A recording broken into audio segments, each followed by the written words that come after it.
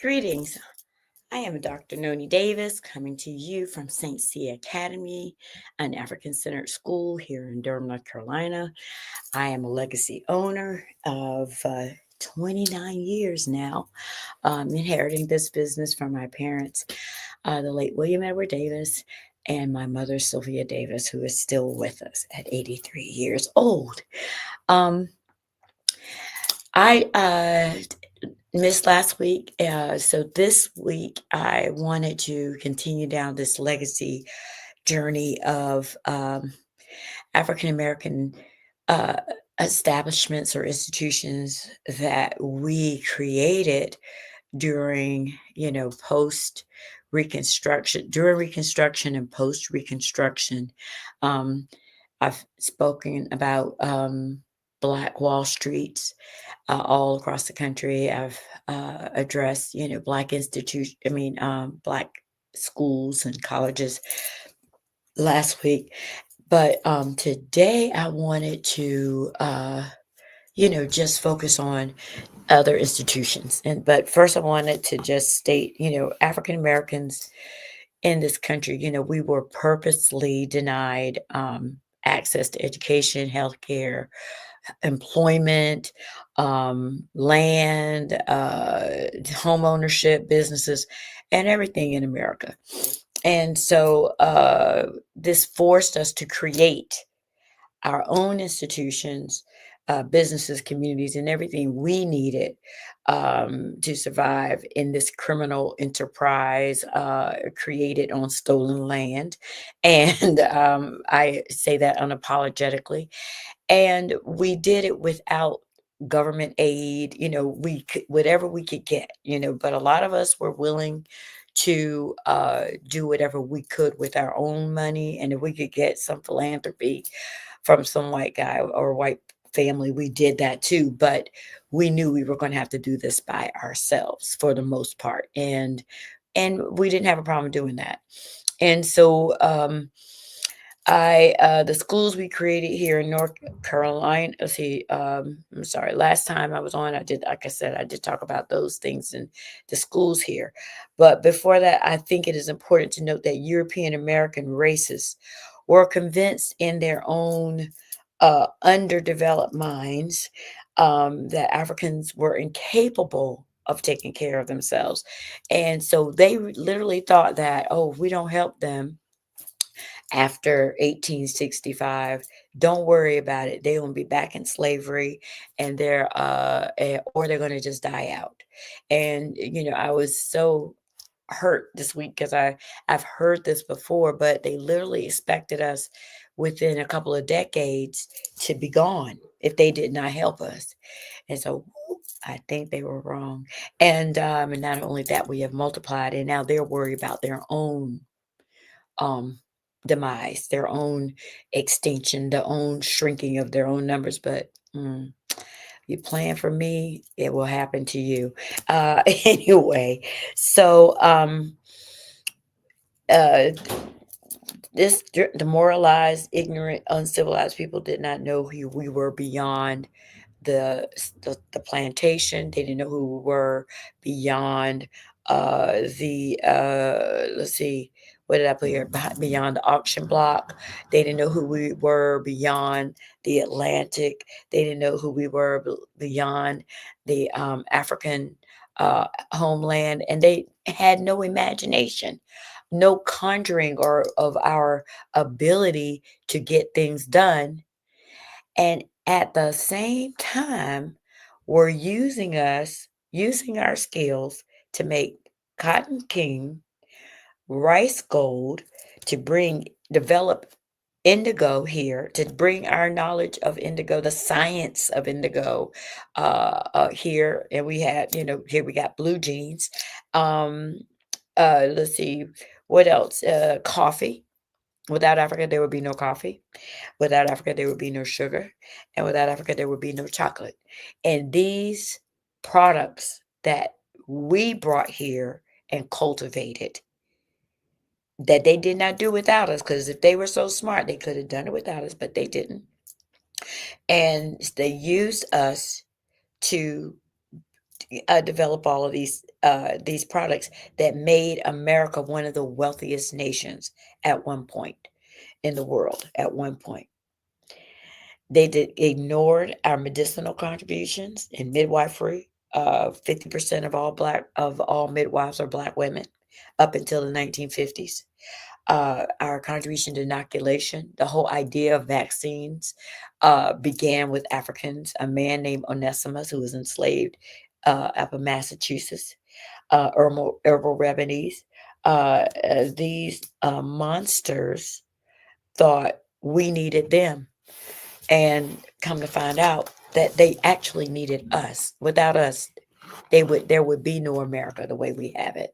But they leave this out of the history books, but we know, and I know, and I'm making sure that you know. So with that, I wanted to go ahead. Oh, let me get my bright mess up a little bit. So African Americans not only created African American freedmen schools, but today I wanted to talk to you about hospitals.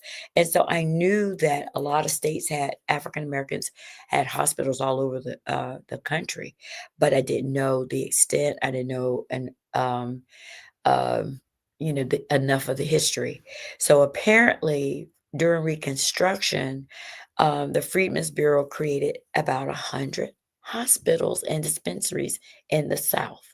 And this is according to the North Carolina Civil War Center.org, by Dr. Phoebe Anna Pollitt in 2018. Now, in North Carolina, which is where I'm going to focus, there were about 8 hospitals created during Reconstruction and following Reconstruction. They were located in Wilmington and Raleigh, Beaufort and New Bern, Roanoke Island, Salisbury, Greensboro, and Morganton. But I'm going to focus on, hospitals around, different across the United States. And so, Provident in Chicago, Howard and University Hospital in DC, Lincoln Hospital here in Durham, and the Good Samaritan Hospital in Charlotte, and the hospital in Wilmington. Those are the ones I want to focus on. Now, up through from 1865, I think, up until 1868, African, the government, Congress was supporting these hospitals, but then in 1868, just like they're continuously doing, they withdrew these funds. But that didn't stop African Americans. Now, the U.S. Army General Hospital for Colored Troops was forced.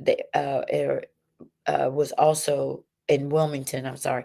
Okay, and then I know about Dorothea Dix Hospital. I don't know how many people are familiar with that in Raleigh, North Carolina, but they were forced to admit African American patients in 1865 during the Union capture, when the Union captured the city in 1865. And then, like I said, they abandoned the resources after 1868. But the first Black-owned hospital, and I had heard of Dr. Daniel Hale Williams, and many of us may be familiar with him because he was the first African, he was the first, let me be clear, the first person in America to successfully conduct an open heart surgery. Now, there was another guy who actually did an open heart surgery, but Daniel Hales Williams' patient survived, and I think for like 20 years, something like that, after his surgery. So he was the first one to do a successful open heart surgery. Well, apparently he opened the first hospital, in the first Black-owned hospital in the United States in 1901, I think it was, uh, by Dr. Founder. If he was born in no, he was born in 1856 in Pennsylvania, and he was abandoned. He was orphaned by his father left him, and died, I think, early, and his mother uh, uh, uh, abandoned him, but at a very young age. But he was the first Black graduate in Northwestern Medical School in 1883. So he was 27 years old. He was born in 1856, and he graduated from this school in 1883. 27 years old. And like I said, he is known for his first successful uh, uh, open heart surgery. So in 1891, he opened 1891. Yeah, I was right. He opened Provident. I think I said 1901, but anyway, opened Provident Hospital in response to the community's needs. And so, as with everything else, the Black church, uh, um, Black businesses and organizations, and of course, philanthropists work together and finance the opening of Provident Hospital. They worked together to raise money for the hospital. And the building was located. Okay, where did I put my? Where did I put my thing here? I don't see it. Oh well, let me just see it. I think I must have left it in that room because I don't see my pad. I must have left it. I wanted to show you the hospital that he had here. Let's see. I had my iPad. I like my iPad better. But anyway, let's see. Provident Hospital, is that it? Okay, so here's a picture of Provident Hospital in Chicago. And this was opened by Dr. Daniel L. Williams. Um, it had 12 beds, an integrated staff, and it was located at 29th and Dearborn Streets in Chicago. However, in 1894, Williams became the chief surgeon of Freedman's Hospital in Washington, D.C., and that is where we now have the Howard University. Provident Hospital eventually did close because I think Howard is the only Black hospital that is still in existence, that is still open as a hospital. It was taken, the Provident Hospital was absorbed into the Cook County Health Care System in Chicago. Um, Now, according to Duke University Medical Center Library and Archives, um, the article is Black History Month: A Medical Perspective of Hospitals. The Freedmen's Hospital in Washington, D.C. was established in 1862. And this one was established so that African Americans could have, oh, wait, here's a picture of Dr. Daniel Hill Williams. Dr. Daniel Hill Williams. But in the Howard University Hospital was created in 1862 for African American Civil War soldiers who were, hurt at that time. And so the medical division of the Freedmen's Bureau created this hospital in DC.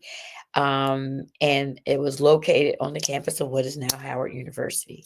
Now, by 1900, in spite of a lack of funding, there were nearly 40 Black hospitals. So it shrunk from 100 down to 40 hospitals in the country by the 1900s.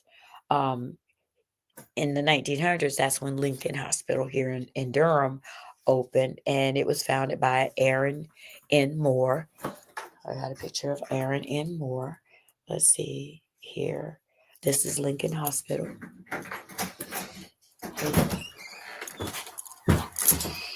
This is Lincoln Hospital, and this is Aaron Moore, Dr. Aaron A. Moore, and he attended the Leonard Medical School in Raleigh. I visited this location.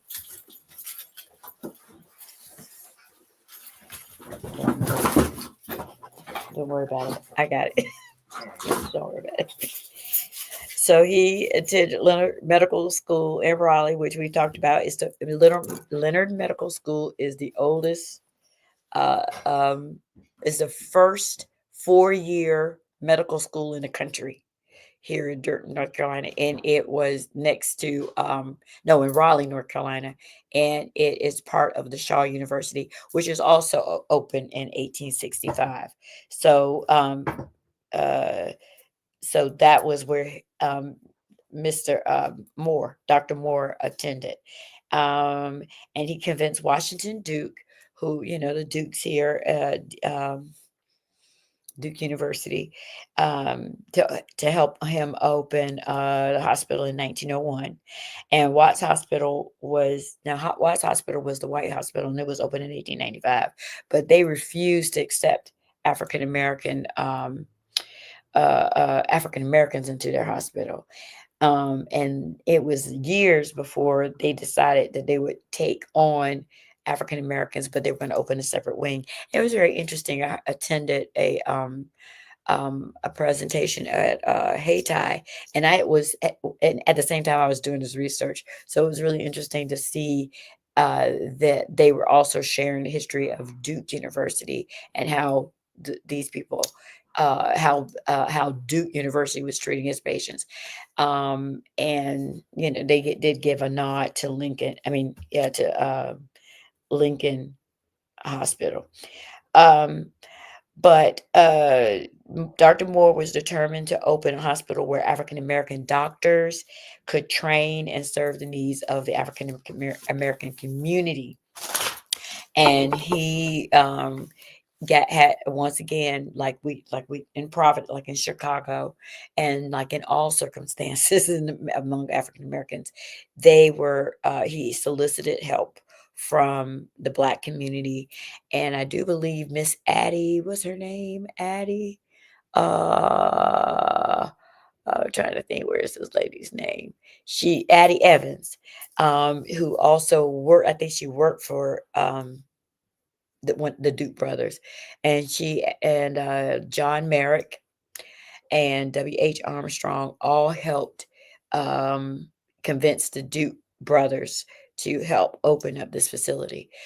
But once again, I want to go back and say this, that even with Medicaid and Medicare, there, you know, there's been this resistance by European Americans that they did not want us to have any health care, any services. And right now we are witnessing that same mentality of these people, that if Black people are going to get it, if Black people are going to get any help, we don't want any help.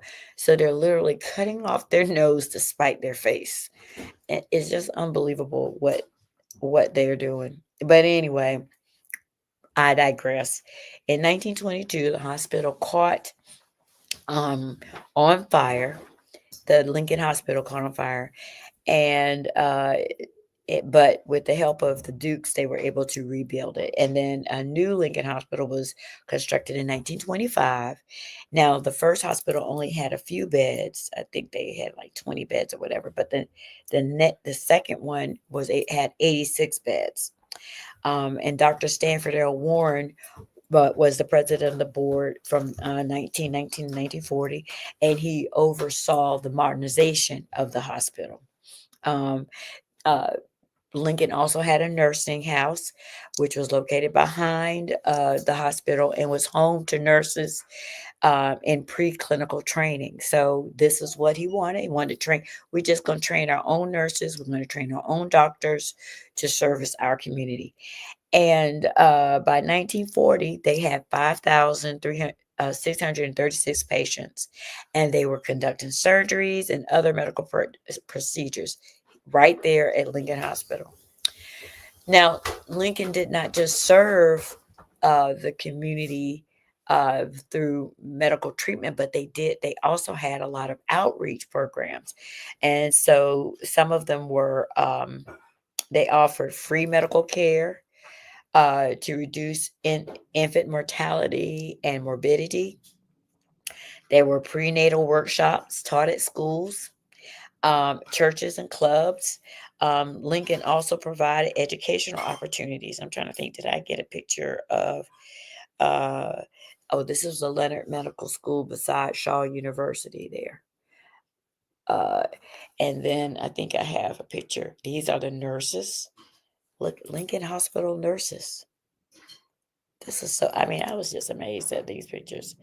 This was their nursing home, that they, I mean, nurses, a home for nurses, the nurses who were trained, and this was located behind the hospital. And let's see, did I have any more pictures of the trying to see if I had any more pictures of the actual. I think that's the only one I have of the nurses. But I just thought it was amazing. So then let's see.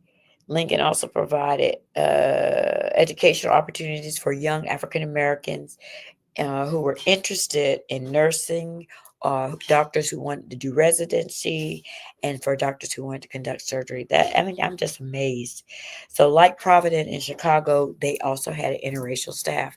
So that's really interesting. So we wherever the African American hospitals were operating, they instead of this whites only or blacks only policy, they embraced interracial a workforce. Oh, what's that DEI? Anyway, um, and it was effective because they were able to provide medical care for this black community. Now, um, there was also the hospital in the Good Samaritan Hospital in Charlotte, and that is the first hospital in North Carolina. It was created for African Americans in 1891, and it is located in Charlotte, North Carolina. And African Americans, the same thing. We keep doing it. Our churches, our community leaders, everybody got together and said, hey, let's open up a hospital because these people are not going to take care of us. We're going to take care of ourselves. And so they collected funds and constructed a church in 1891.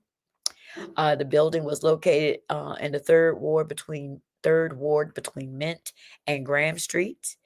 From 1903 to 1950, they had a school of nursing that was established to train black nurses. Once again, Duke. I think maybe I need to be nicer to Duke people, but the Duke Foundation, which also funded Lincoln Hospital, helped fund the Good Samaritan Hospital with another black institution, the Colored Sunday School Union. And so in 1925, it doubled the size of the hospital from accommodating 20 people to 40 people, which seems like a very small number, until 1931, no, 37, when it increased to a 100-bed hospital. Um, let's see, with also an integrated staff every single time, an integrated staff. And this hospital, unfortunately, closed in 1982. And I thought that was really interesting because it seemed like after we desegregated, you know, all of a sudden our institutions, you see that like in 1976, I think that's when Lincoln Hospital transitioned from a hospital to a community center or a clinic and I'm trying to think. Yeah, it became the Lincoln Health Center is still functioning in the capacity of a community center. And so instead of maintaining their autonomy as a hospital, a lot of them merged and became part of the Durham Regional Hospital, just like the one in Chicago.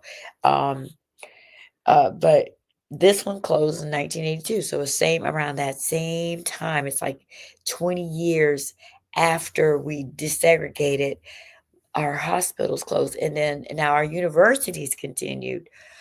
But, we had this, group of people, and I was one of them in 1983 who went to PWI but then I tried to recalibrate myself and I went to Norfolk State University for a couple of years and I ended up still getting my degree from UNC Chapel Hill, but I had to see black people for a minute. And so I did go to Norfolk State. So I'm a Spartan.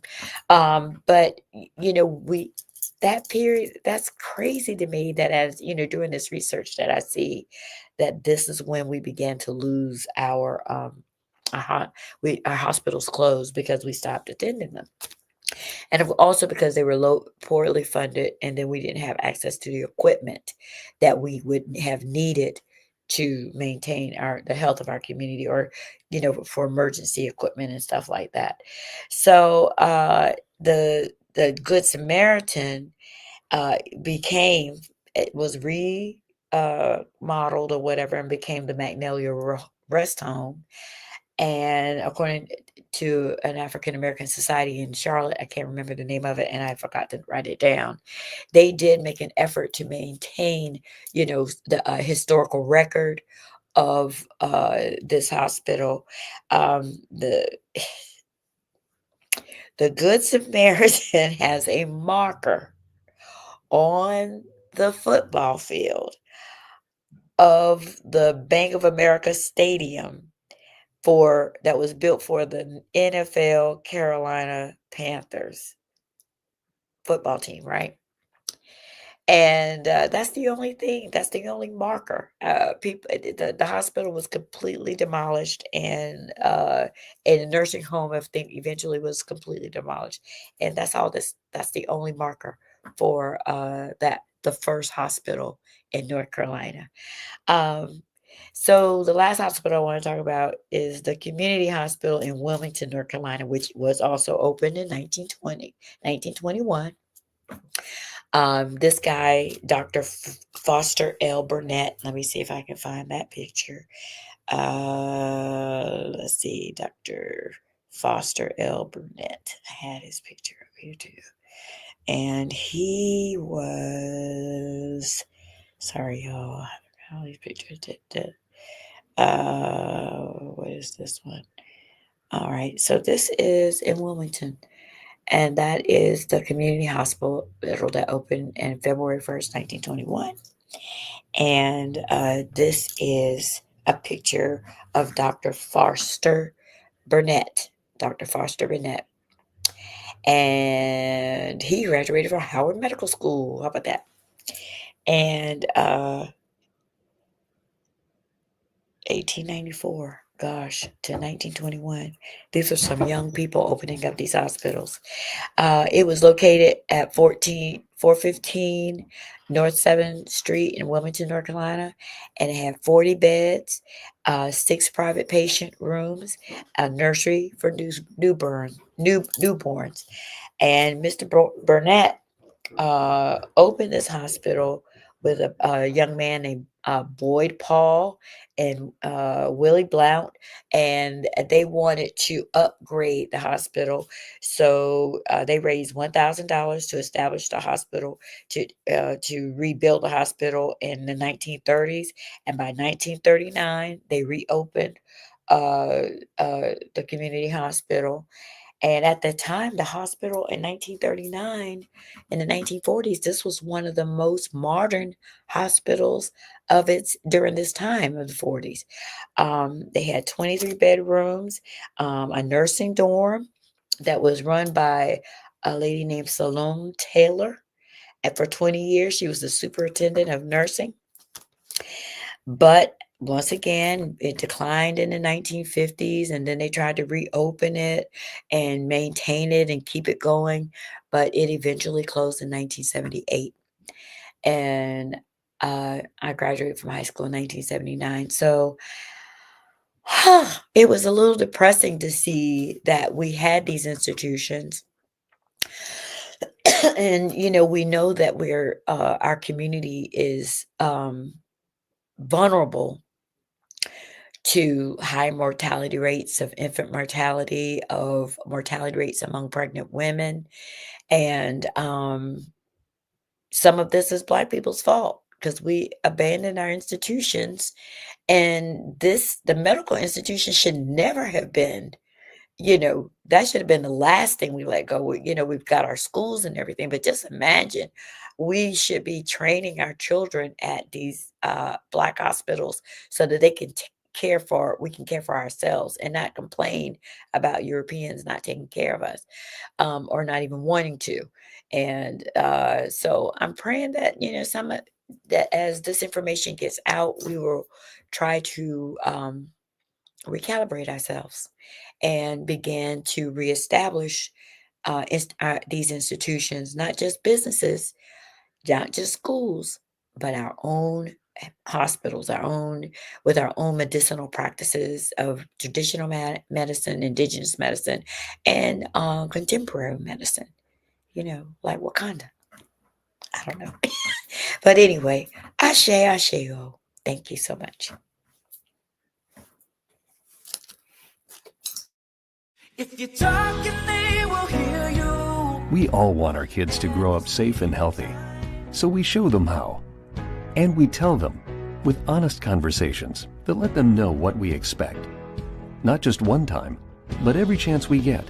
That's especially important when it comes to alcohol and other drugs. Kids not only need to know the dangers and how to avoid them, they need to hear it often from you. And when it comes to pain medications, opioids, they need to know that they should never be taken without a prescription and never shared with friends or family. It's dangerous and illegal. So talk with your kids and guide them through the challenges of growing up safe and healthy. Because when you talk, they hear you. For more information about talking with your kids about underage use of alcohol and other drugs, visit underagedrinking.samhsa.gov. So talk, they hear you. You can do it if you try.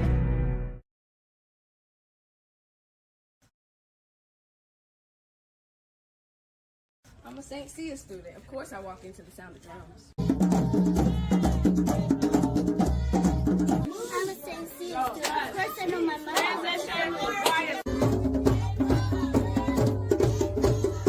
I'm a St. Sya student. Of course I can play the drum. I'm a St. Sya student. Of course I can work with my hands. I'm a St. Sya student.